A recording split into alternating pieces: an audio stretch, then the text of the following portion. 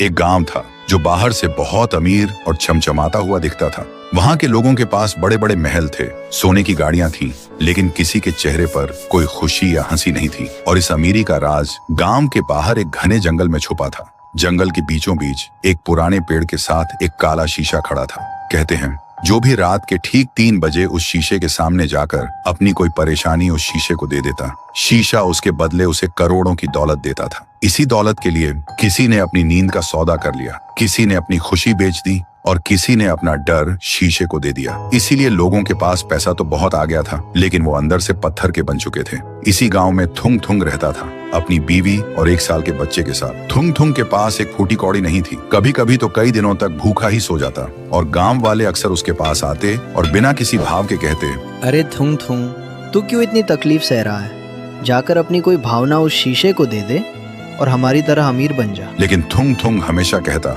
मेरी इंसानियत और मेरे जज्बात किसी दौलत से ज्यादा कीमती है।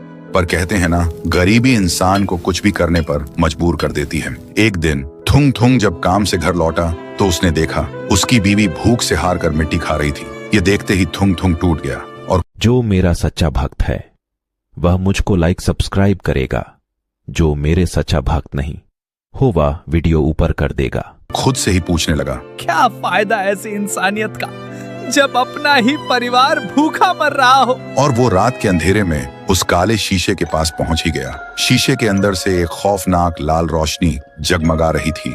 तभी एक डरावनी आवाज गूंजी, आओ मुझे अपनी कोई सबसे प्यारी भावना दो और बदले में दुनिया की सारी दौलत ले जाओ। थुंग थुंग ने रोते हुए कहा, मेरे पास कुछ नहीं है, बस ये मेरी गरीबी का दर्द और मेरे आंसू है।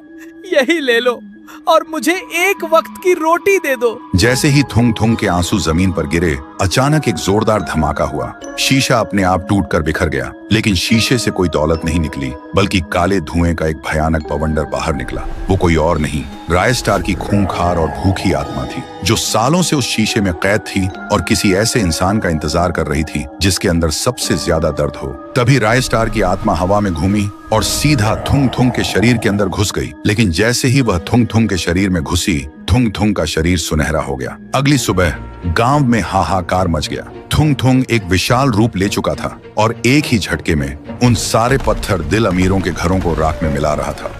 तभी वहां एक बाबा आया। बाबा ने अपनी जादुई ढाल आगे करते हुए चिल्लाकर कहा, रुक जाओ रायस्टार, इस बेकसूर थुंग थुंग के शरीर को छोड़ दो। और तुम चाहते क्या हो? सुनते ही थुंग थुंग का शरीर धीरे धीरे छोटा होने लगा और एक खौफनाक हंसी गूंजी। फिर एक बहुत ही भारी डरावनी आवाज में बोला, मैं इसे तब तक नहीं छोड़ूंगा जब तक इस वीडियो को